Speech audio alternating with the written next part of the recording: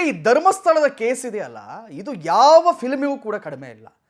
ದಿನಕ್ಕೊಂದು ಕ್ಷಣಕ್ಕೊಂದು ಟರ್ನ್ಗಳನ್ನು ತಗೊಳ್ತಾ ಇದೆ. ಧರ್ಮಸ್ಥಳದ ಶವಗಳನ್ನು ಹೂತಿಟ್ಟ ಆರೋಪದ ಕೇಸ್ಗೆ ಇದೀಗ ಮತ್ತೊಂದು ಟ್ವಿಸ್ಟ್ ಸಿಕ್ಕಿದೆ. ಮತ್ತೊಂದು ಟ್ವಿಸ್ಟ್ ಏನಂತ ಹೇಳಿದ್ರೆ, ಷಡ್ಯಂತ್ರ ರೂಪಿಸಿದ್ದ ಬುರುಡೆ ಗ್ಯಾಂಗ್ನಲ್ಲೇ ಇದೀಗ ಬಿರುಕು ಬಿಟ್ಬಿಟ್ಟಿದೆ. ಇವರೊಳಗಡೆನೆ ಈಗ ಕಿತ್ತಾಟ ಮಾಡ್ತಾ ಇದ್ದಾರೆ. ಸುಜಾತ ಭಟ್ ವಿರುದ್ಧನೇ ದೂರು ಸಲ್ಲಿಸಿದ್ದಾರೆ. ಯಾರು? ಜಯನ್ ತಿಮರೋಡಿ ಅವರ ಪರಮಾಪ್ತ ಅಂತ ಗುರುತಿಸಿಕೊಂಡಂತ ಜಯನ್ ಇದೀಗ ಸುಜಾತ ಭಟ್ ನಮ್ಮನ್ನ ದುರ್ಬಳಕೆ ಮಾಡಿಕೊಂಡಿದ್ದಾಳೆ ಅಂತ ಹೇಳಿದ್ದಾರೆ. ಅನನ್ಯ ಭಟ್ ಬಗ್ಗೆ ನಮಗೆ ಸುಳ್ಳಿನ ಕತೆ ಹೇಳಿದ್ಲು, ತಮ್ಮ ಭೂಮಿ ಪಡೆಯಲು ಅನನ್ಯ ಭಟ್ ಕತೆ ಕಟ್ಟಿದ್ಲು, ಇದನ್ನೆಲ್ಲ ನಂಬೇಡಿ. ಸುಳ್ಳು ಹೇಳಿದ ಸುಜಾತ ವಿರುದ್ಧ ದೂರು ನೀಡಲು ಮುಂದಾದ ಜಯನ್. ಬುರುಡೆ ಗ್ಯಾಂಗ್ನ ಜಯನ್ ನಡೆಯಿಂದ ಬಹಳ ಕುತೂಹಲವನ್ನ ಕೆರಳಿಸಿದೆ. ಇದು ಯಾವ IPL ಮ್ಯಾಚು ಇಷ್ಟೊಂದು ಇಂಟ್ರೆಸ್ಟಿಂಗ್ ಆಗಿರಲ್ಲ, ಯಾವ ಮೂವಿನೂ ಇಷ್ಟೊಂದು ಥ್ರಿಲ್ಲರ್ ಮೂವಿನೂ ಇಷ್ಟೊಂದು ಇಂಟ್ರೆಸ್ಟಿಂಗ್ ಆಗಿರಲ್ಲ. ಕ್ಷಣಕ್ಕೊಂದು ತಿರುವು.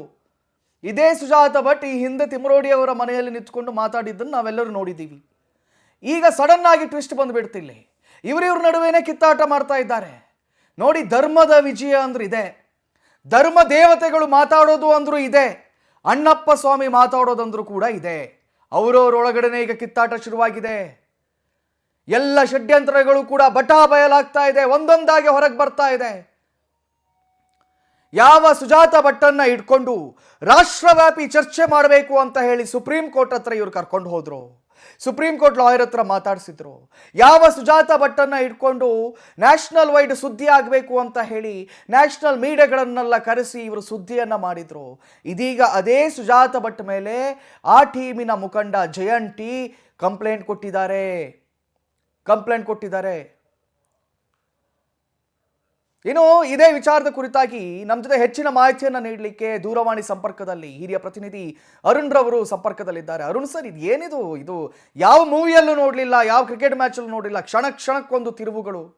ಇವರು ಇದೇ ಮಹಿಳೆಯನ್ನು ಇಟ್ಕೊಂಡು ರಾಷ್ಟ್ರವ್ಯಾಪಿ ಸುದ್ದಿ ಮಾಡಬೇಕು ಅಂತ ಹೇಳಿ ಡೆಲ್ಲಿ ಕರ್ಕೊಂಡು ಹೋಗಿದ್ರು. ಇವರು ಡೆಲ್ಲಿಯಲ್ಲಿ ಏನೂ ಆಗಲಿಲ್ಲ ಅಂತ ಹೇಳಿ ಮತ್ತೆ ಇಲ್ಲಿಗೆ ಬಂದಿದ್ದಾರೆ.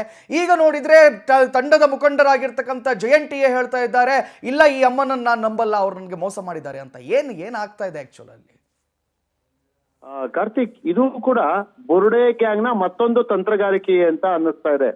ನೀವು ಗಮನಿಸಿ, ಪ್ರಮುಖವಾಗಿ ಈ ಒಂದು ಇಡೀ ಪ್ರಕರಣದಲ್ಲಿ ಯಾರ್ಯಾರೆಲ್ಲ ಅಪ್ರೂವರ್ ಗಳಾಗ್ತಾರೋ ಆ ಅಪ್ರೂವರ್ ಗಳನ್ನ ಬೆದರಿಸುವಂತ ತಂತ್ರವನ್ನ ಬುರುಡೆ ಗ್ಯಾಂಗ್ ಮಾಡ್ತಾ ಇರುವಂತದ್ದು ಇಲ್ಲಿ ಸ್ಪಷ್ಟ ಆಗುತ್ತೆ.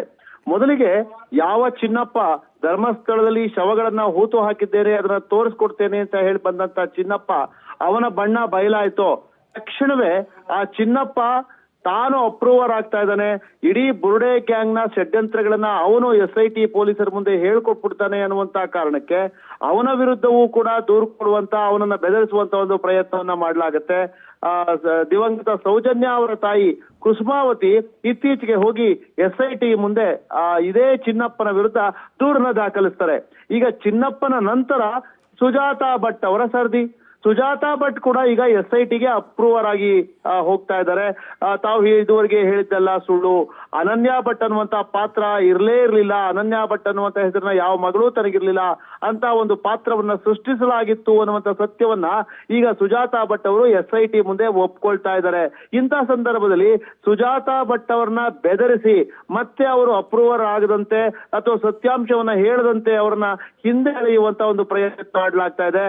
ಆ ಪ್ರಯತ್ನದ ಭಾಗವಾಗೇನೆ ಇಡೀ ಪ್ರಕರಣದಲ್ಲಿ ಅತ್ಯಂತ ಪ್ರಮುಖ ಪಾತ್ರ ವಹಿಸಿರುವಂತ ಬುರುಡೆ ಗ್ಯಾಂಗ್ ನ ಲೀಡರ್ ಅಂತಲೇ ಕರೆಸಿಕೊಳ್ತಿದ್ದಂತ ಮಹೇಶ್ ತಿಮ್ಮರೋಡಿ ಅವರ ರೈಟ್ ಹ್ಯಾಂಡ್ ತರ ಇದ್ದಂತ ಜಯನ್ ಟಿ ಈಗ ಸುಜಾತ ವಿರುದ್ಧ ತಾವು ಕಂಪ್ಲೇಂಟ್ ಲಾಡ್ಜ್ ಮಾಡಿ ಹೇಳ್ತಾ ಇದ್ದಾರೆ.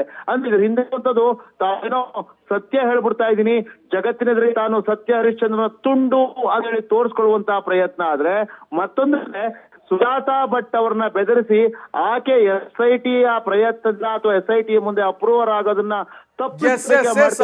ನಾನು ಮಾತಾಡಿಸ್ತೀನಿ. ಇನ್ನಷ್ಟು ಮಾಹಿತಿಯನ್ನು ನಿಮ್ಮ ಹತ್ರ ಪಡ್ಕೊಳ್ಳಿಕ್ಕಿದೆ. ಮತ್ತೊಂದು ಅಪ್ಡೇಟ್ ಬರ್ತಾ ಇದೆ.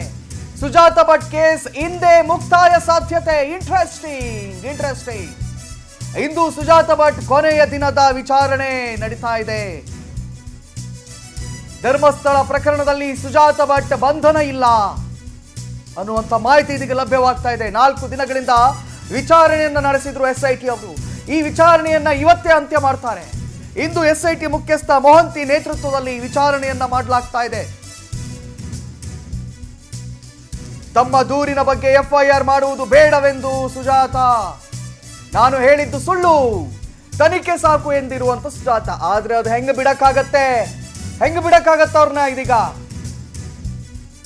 ಬಿಡಿ, ನಾನು ಹೇಳಿದ್ದಲ್ಲ ಸುಳ್ಳು, ನಾನು ಎಫ್ಐಆರ್ ಮಾಡಬೇಡ ಅಂದ್ರೆ ಕೂಡ ಬಿಟ್ಬಿಡಕ್ಕಾಗತ್ತಾ? ರಾಷ್ಟ್ರವ್ಯಾಪಿ ಸುದ್ದಿ ಆಯ್ತಲ್ಲ ಸ್ವಾಮಿ, ರಾಷ್ಟ್ರವ್ಯಾಪಿ ಸುದ್ದಿ ಆಯ್ತಲ್ಲ. ಬೇರೆ ಬೇರೆ ಭಾಗದ ಜನರು ಅಯ್ಯೋ ಧರ್ಮಸ್ಥಳದಲ್ಲಿ ಹಂಗಂತೆ ಹಿಂಗಂತೆ ಅಂತ ಮಾತಾಡ್ಕೊಂಡ್ರಲ್ಲ, ಅದೆಲ್ಲದಕ್ಕೂ ಕಾರಣ ಯಾರು? ಇದೇ ಸುಜಾತ ಭಟ್. ಈಗ ನನ್ನನ್ನು ಬಂಧನ ಮಾಡಬೇಡಿ, ನನ್ನ ಮೇಲೆ ಎಫ್ಐಆರ್ ಹಾಕಬೇಡಿ, ನಾನು ಹೇಳಿದ್ದಲ್ಲ ಸುಳ್ಳು ಅಂತ ಹೇಳಿಬಿಟ್ರೆ ಬಿಟ್ಟು ಕಳಿಸ್ತೀರಾ? ಯಾವ ರೀತಿಯ ಕಾನೂನು ರೀ ಇದು?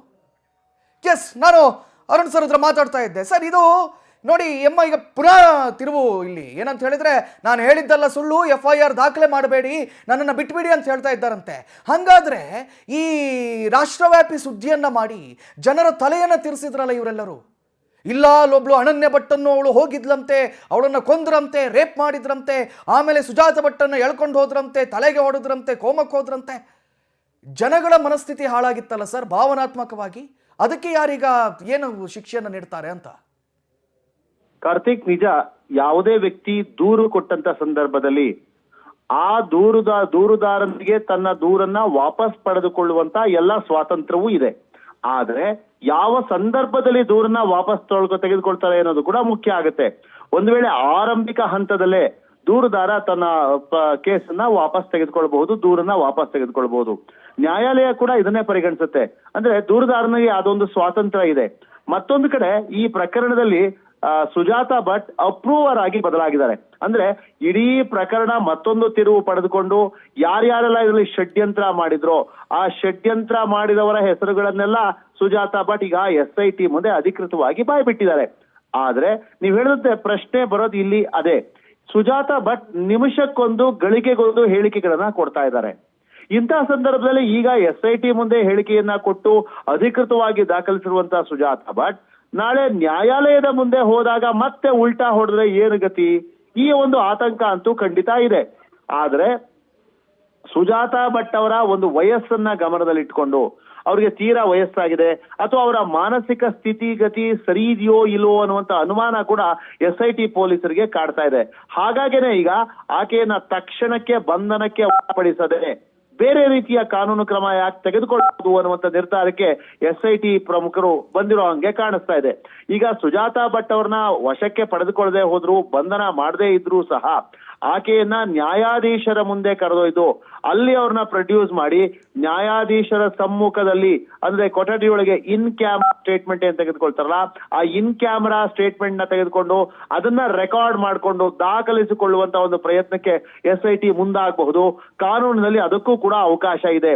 ಬಹುಶಃ ಆ ರೀತಿ ಮಾಡಿದಲ್ಲಿ ಮತ್ತೆ ಸುಜಾತ ಭಟ್ ಮತ್ತೊಮ್ಮೆ ಉಲ್ಟಾ ಹೊಳೆಯುವಂತ ಅಥವಾ ಇನ್ಯಾರ್ದೋ ಒತ್ತಡಕ್ಕೆ ಒಳಗಾಗಿ ಹೇಳಿಕೆಯನ್ನ ಬದಲಾಯಿಸುವಂತ ಸಾಧ್ಯತೆಗಳು, ಅವಕಾಶಗಳು ಬಹಳ ಕಮ್ಮಿ ಇರುತ್ತೆ. ಆದ್ರೂ ಕೂಡ ಮತ್ತೊಂದು ಕೊನೆಯ ಪ್ರಯತ್ನವನ್ನ SIT ಮಾಡ್ತಾ ಇದೆ.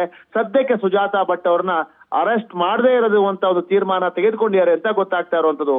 ಕಾರ್ತಿಕ್, ಎಸ್ ಖಂಡಿತವಾಗಿ ಸರ್, ತಮ್ಮೆಲ್ಲ ಮಾಹಿತಿಗಳಿಗಾಗಿ ಧನ್ಯವಾದವನ್ನು ಸಲ್ಲಿಸ್ತೇನೆ.